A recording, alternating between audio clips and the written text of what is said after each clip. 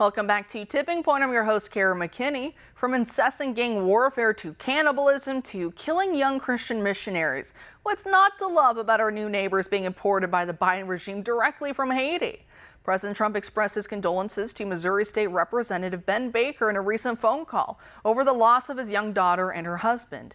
The couple, Davy and Natalie Lloyd, were only 23 and 21 years old, respectively. They were brutally murdered a few days ago alongside the director, Jude Montes, who leaves behind young children, ages 2 and 6, of their Missions in Haiti charity organization, which was started by Davy's parents to educate, feed, house, and to spread the gospel of Christ among hundreds of Haitian orphans. The three were killed inside one of their compounds in northern Port-au-Prince. It appears that the gang targeted the compound, storming it and forcing Davy to hand over money and other belongings. He was beaten and left tied up. In the short interim before the gang came back, Davy was able to get out a quick call to his father to explain the situation. But unfortunately, when the gang returned, they shot up the compound, killing Davy, his young bride, and their director, Jude. Two of the bodies were also found partially burned. This is a catastrophe that I don't wish upon anyone, but now we must ask the difficult question and wrestle with it. With all the Haitian migrants the Biden administration is flying here on our taxpayer dime, how many are Haitians fleeing from such violence, and how many are the perpetrators of such violence?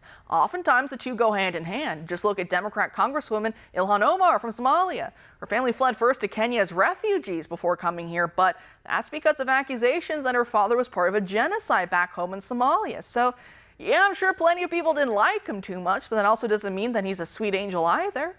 How about this novel idea? We just stop importing the world's problems here. I mean, I'd like to dump off all of America's gangbangers, rapists, murderers, and thieves too onto some other poor country, but that wouldn't be right. Other countries have their own problems to deal with. They don't need ours too.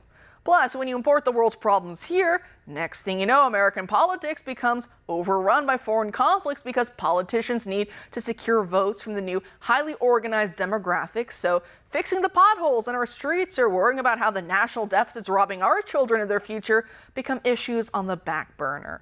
Ilhan Omar's blood and soil speech earlier this year about using her congressional position to advocate for Somali interests is a prime example of that.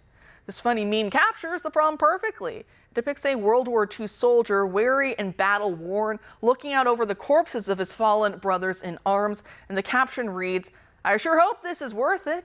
I hope my sacrifice leads to LGBT rights, multiculturalism, and my country becoming an economic zone for the entire world." Joining us now to discuss is Eric Ruark, the Director of Research and Public Relations for Numbers USA. Eric, thanks for being here tonight. Thanks a lot for having me.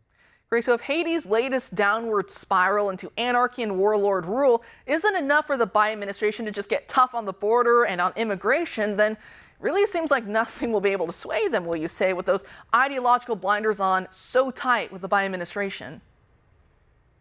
Now, what we've seen, I mean, the situation in Haiti, it's a long-term problem. This goes back decades. And I think when we're seeing, what is a real humanitarian crisis in Haiti, our asylum system is so overwhelmed because of what the Biden administration has done. And there are things which need to be fixed, which are long-term problems. But when we see President Biden come in, basically using the asylum system as a way to get economic migrants in and setting up a parole program to bring Haitians in. And when we're talking about bringing, at this point, hundreds of thousands of Haitians into the United States through the parole, we need a way to vet them. And as you point out, the government there is in disarray. And so we can only vet people as thoroughly as according to the information that is available to us. And the question is, where are we getting the information to vet the individuals? Clearly, there's a problem with gangs, and there's a reason that people will want to leave Haiti. But we can't just simply open the border as we've done and abuse the parole authority that President Biden has done. This is supposed to be humanitarian on a case-by-case basis. That's not the way that President Biden is using it, but he's also allowing our asylum system to be gamed